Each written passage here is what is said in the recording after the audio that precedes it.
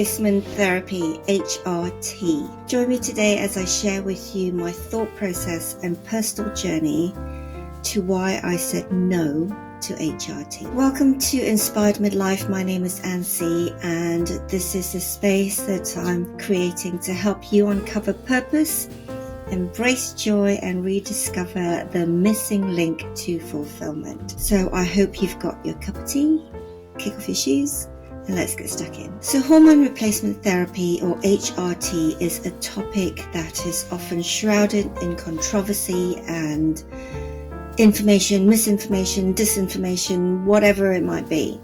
But with so many conflicting opinions and research studies, it's no wonder that a lot of people are often left wondering what to believe and which route to take. I'm 56. As someone who's been confronted with that decision in the past, I just wanted to share my story with you and the thought process behind my decision. And hopefully that will shed some light and will help you make your decision too. So one of the most common concerns about HRT is the risk of serious health problems, such as blood clots and strokes. Many people are also worried about the potential impact on their cancer risk and whether taking hormones can increase their chances of certain types of cancer. There are also additional concerns about how HRT might affect our menstrual cycle, fertility, overall reproductive health, and then there's the whole emotional toll, right, of dealing with hormonal imbalances, mood swings, fatigues, anxiety. I've certainly experienced all of those, and that can be incredibly challenging to navigate through this period of our life. So for me personally, the symptoms that started first was actually joint pain, and it wasn't something I expected because you hear about hot flashes and memory loss and brain fog. I had no idea to expect any kind of joint pain, and it was a Boxing Day, I remember, and I woke up with pain in my elbow, and I was like, but I haven't been doing any exercise leading up to that period. There was no way I would have injured my elbow doing anything, and I was like, what is this all about? And it was interesting because pain literally went through every single major joint in my body, and it would decide to just stay. Like, it'll stay for 3 months. I'll have pain in my elbow, and then the pain kind of goes, oh, I think I've had enough now. I think I'll just move on. I'll just move on to her shoulder. And then it'll stay for 3 months. And it was just the most bizarre thing ever. For someone who's been physically active all my life, competitive sport, as well as being in the group fitness industry, yoga is part of my life, I suddenly found that my body was no longer my body. I just couldn't predict anything, and I wasn't getting injured. I did get injured, and that just, recovery was so much slower. That was the main thing that really frustrated me. Then the hot flashes came, so I didn't have hot sweats. I would just get flashes of heat that didn't stay for very long. So I was okay with it. And I dealt with sleeping with a little USB plug-in fan that you could get to keep your computer cool. I just kept it by my bedside table, and that kept me cool at night. Having gone through the symptoms I was experiencing, I can totally understand how tempting it is to turn to HRT, to turn to hormone replacement therapy as a quick fix. That in itself, I think, is an issue. But for me, the process I had to go through was weigh out the potential side effects and also my ethics and my values. Could I get to a place where they all fitted and I was going to be comfortable with my decision? I firmly believe that there are natural alternatives to anything. I don't believe. It's hard to say that, but I believe that with every condition that we have, with any illnesses, rather than taking pharmaceutical drugs to help manage those symptoms or even potentially cure anything, first protocol generally would be natural therapy. So that was the route I wanted to go down and explore first. Pretty much everything comes from nature, and there are compounds within flowers, herbs, whatever it is in nature that can help us manage our symptoms, manage our conditions. And generally what the pharmaceutical industry does is isolate the most active compound, and then they'll put it in a pill, capsule, jab, patch, whatever. But I just think that these compounds are not meant to really exist on their own. They're potent as it is, but they are in their natural form. It's not isolated, and there are other compounds within the one plant.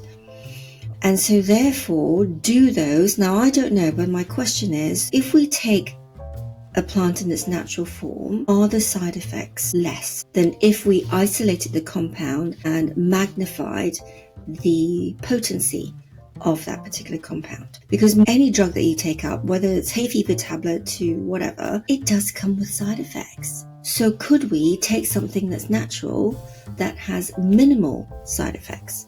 That's just always a question that I've got in my head, right? And I don't know all the answers, but I do feel that if something comes from nature, it's less likely to have so many side effects. So let's backtrack and go back in time. So I'm of Chinese origin and I grew up in Malaysia. We had a family doctor, but even our family doctor was trained in acupuncture and was very aware of alternative therapies like Chinese medicine in my family's instance. And I always remember my mum taking me along to see the Chinese doctor, and it was just amazing. It was a shop full of dried herbs, and there were potions and all sorts of things. And then right at the back of the shop would be the consultation area. But my mum used to just take us, and usually once a month, come away with these little brown paper bags full of dried herbs, which when she got home, she would put it in a pot and boil. And whatever the herbs are, I have no idea, some months are different to others, or if they were all the same,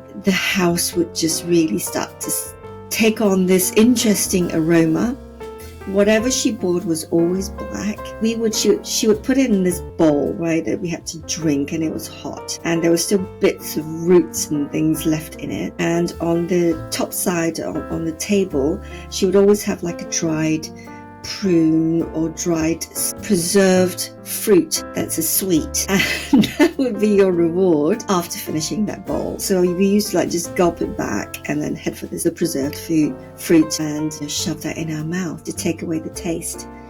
So I kind of grew up with this sort of monthly herbal concoction that was meant to help boost our immune system or help with our constitution. And then there was my grandma, my dad's mom, who lived with us, and she was really quite traditional. I remember when I started practicing Taekwondo, which is a martial art, and I bruised so easily. And so I would come home and there'd be a bluey, greeny, fresh bruise on my forearms, on my shins, etc. And my grandma would get out this Chinese herbal ointment, and she would just say sit down, and I'd be sat on the sofa and biting on the sofa as she would then put the ointment on and rub as hard as she could. It was just so painful. You can imagine a fresh bruise, but within that one sitting, the bruise would go from the color of a fresh bruise through the stages of healing to this sort of burgundy color at the end. She just wanted to break things down. Now,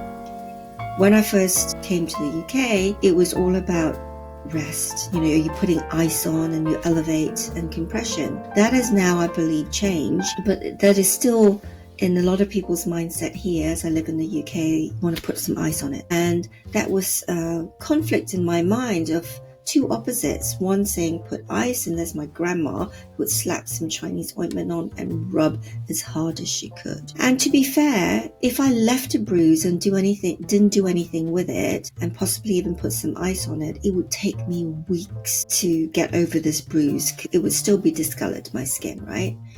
Whereas my grandma's way of treating the bruise, it would be gone like within 2 weeks. So I had much better result with my grandma's rubbing of my bruise. So I had all these different perspectives on health and wellness, and growing up in a multicultural country as well, the different approaches to health and well-being. So when I started experiencing the symptoms of hormonal imbalance, I naturally wanted to turn to alternative approaches first. It's interesting even saying the word alternative, because in Malaysia, it wasn't alternative, it just was an option. It wasn't an alternative at all. Another thought process was the fact that I believe in lifestyle change. So I was lecturing in exercise physiology, obesity, coronary heart disease, diabetes, etc. for undergraduate and master's students. And it was through that phase of my life that I discovered the approach to yoga that I decided to train in. I didn't feel it was right to put people in boxes. If you were a diabetic, here are the exercise guidelines for diabetics. If you have osteoporosis, these are your guidelines for osteoporosis. I just really believe that everyone is an individual. Physically, genetically, lifestyle, environment, our upbringing, our mental state, our belief system, we're all individuals. And so I started to research about individual approaches to treating conditions like diabetes, coronary heart disease, obesity. And ultimately, these are lifestyle diseases. Even though I grew up with Chinese medicine, I came across Ayurvedic medicine, or Ayurveda, which is from the Indian subcontinent. Their first approach was lifestyle, physical movement, physical activity, diet. And physical activity, it so happened, because it's India, it involved yoga. And that is how I ended up training in the approach to yoga that I trained in, because I believe in individualized treatment. If through lifestyle change things weren't shifting enough, then they would start to introduce herbal therapy, and then you go on from there.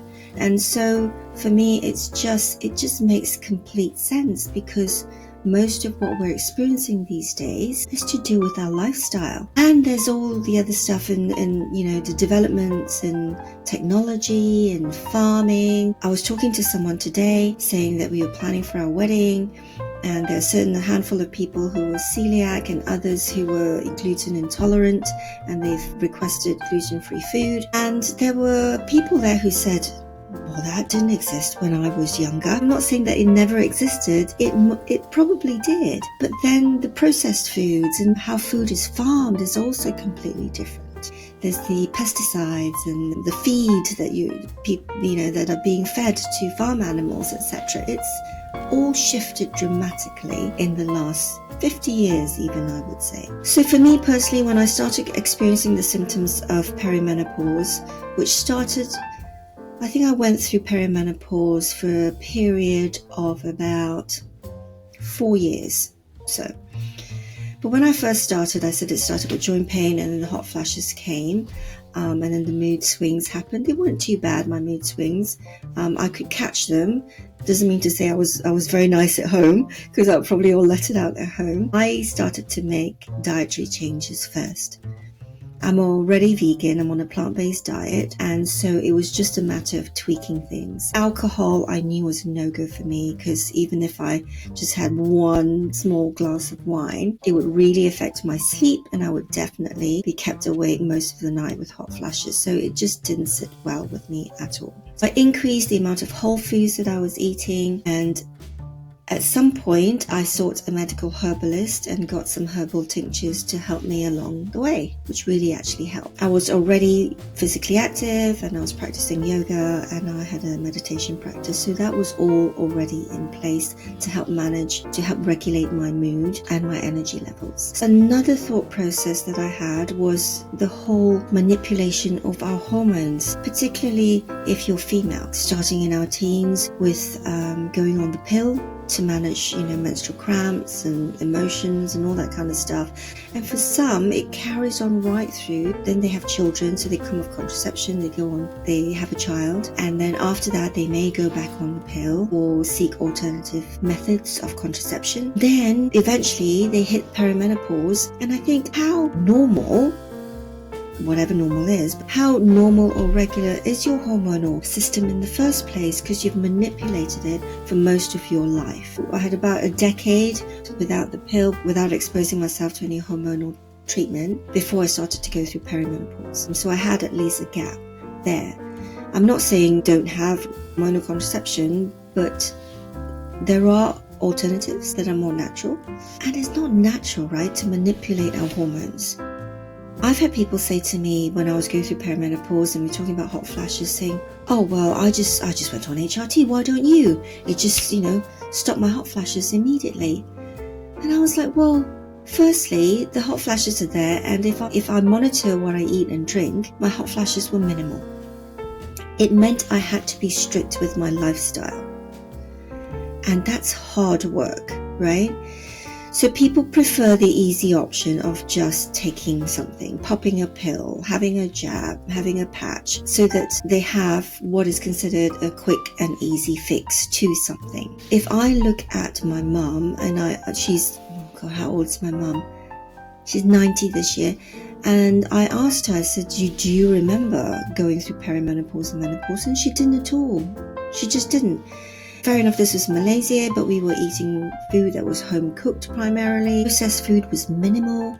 Alcohol was extremely minimal in our family. So it was a different lifestyle compared to the lifestyle that I had adopted living in the UK. And I think as a society, we have become so accustomed to wanting things and wanting things fast, wanting things quick, an easy solve to a problem. We have cash machines that give us money instantly whenever we need it, instead of having to wait for daytime to go to the bank. Drive through takeaways for food and having food delivered to your home. Life has become extremely convenient in some ways, but I don't believe that that's necessarily a good thing, because we have come to expect that. And so if we can turn to take a pill to solve something, most of us do. Another path I kind of wandered down in terms of my thought process is the fact that when we start menstruating, it is a coming of age. And so going through perimenopause and menopause is also another form of coming of age. We're stepping into a different phase in our life. And I don't know about you, but for me, there was also the emotional impact of going through this phase that I've got to face, that I can no longer have children. I don't have children as it is of my own. And so to have this almost finalized was emotionally a tough thing to deal with. And I'm sure if you're listening, perhaps you resonate with this as well. But I just feel that through social media and through the press, we're being pushed by the Antiaging Brigade of how we need to stay slim and we need to stay wrinkle-free, having filters on our phones when we take photographs. So there's all this external pressure to maintain our youth. And I guess for a woman, certainly for me, going through this phase of perimenopause and then thinking, there's a different period of my life now. The chapter's closing and a new chapter's opening. I'm not sure if I'm ready to close that chapter just yet. What if I still want children, right? So there's all of that going through my mind. Yes, I know that there are alternatives and options, but despite those options, it was just something that I had to confront myself and come to terms with, find peace with it, and find joy in the process, in this transition period, and look forward to this new chapter ahead of me. On social media, that there are a lot of celebrities going through the perimenopause period and driving different exercise regimes, diets, and all kinds of things. And for me, I think some of them look unhealthily thin, even skinnier than they used to be before going through perimenopause. When they were in their 30s, they looked much healthier than they do now. And so there is this chasing of youth, there is this maintaining of youth, and a fear of aging. Even the phrase anti-aging skincare, anti-aging diet. What's wrong with aging? There is absolutely nothing wrong with aging. If we can live a heartfelt, joy-filled life, then we embrace the unknown, we embrace the future with an open heart and open hands. And it's something that I've really had to deal with, and I'm not saying that I'm there at all yet, because there are days that I look in the mirror and go, oh gosh, or I look at someone doing a certain exercise or yoga pose and think, oh, there was a day when I could do that. And then I think, if I really trained and pushed myself and really cut back on my calories and did my HIIT training and all sorts of other things, that I could get there still. But for what purpose? So what I've realized through this whole process is that it's been extremely empowering to get to know my body from the outside in and from the inside out, to figure out what makes it tick and to figure out what my body doesn't like and will protest through joint pain, through hot flashes. I've had to learn to understand my thought process and all the conversations that go on in my head, and to deal with that, the negative self-talk, which I think affects us all. And I always remember my yoga teacher saying that, his yoga teacher said that through the practice of yoga, we start to live life with foresight as opposed to live with hindsight. And that is what I'm striving to do, to understand my body so well, to be able to say no to certain things. No, I'm not going to have that glass of wine, thank you very much. Not feel the pressure to have that glass of wine just because everyone else is drinking. So empowerment, self-respect, self-acceptance, this is all part of the journey coming out the other side, and I'm sure it's an ongoing journey. I'm also not saying no to HRT, because who knows in the future whether that is, something that I would really need to consider. I do, my mum's side of the family, we think have the gene for osteoporosis, and I've had my scans done a couple of years ago, and considering all the exercise that I do, I'm kind of just on the borderline of it. It's a little bit low. Let's do something about it. So I feel like I've kind of rambled on this, and I just really wanted to share with you, I'm sure I'll finish this video and go, but I also thought about this and I thought about this. But these were the key things that I really thought about that helped me make the decision to say no to HRT. So to wrap this up, my saying no to HRT has taken me on this journey that made me really reflect on my overall health and wellness, to explore alternative approaches that really ultimately led me down this route of facing myself in the mirror and accepting who I am, where I am in my life's journey, and being really present, being in the moment, as opposed to worry about the future, worrying about death, worrying about how my body doesn't function like it used to be, or doesn't look the way it used to be. My skin feels different to some degree, and I just know, I already feel that I am more empowered and stronger as a result of where this journey is taking me. So I'm actually looking forwards to this time next year, further down the line, and the decisions so thank you for joining me on this journey. If any of this resonates with you, I would love a thumbs up below, and I would also love to hear about your journey, whether you've chosen to take HRT or not, whatever I just really believe that if you can make your decisions, you can make decisions with discernment, and not because you feel pressured by having to look a certain way, of pressures from other family members because you're emotionally unstable and all that kind of stuff. Just be okay to sit with yourself and be truly honest. Are the decisions that you're making for you, or are you making the decisions because it's a quick and easy fix, or are you making a decision because of societal pressures or external pressures? And if you love to follow along my journey and listen to more ramblings and rants perhaps, but essentially my sharing of living a joy-filled, heartfelt life, then do subscribe to my channel and share the video with others that you find that are on the journey too, because I love to hear what they think. Till next time, my tea's cooler now. I can drink it. Bye.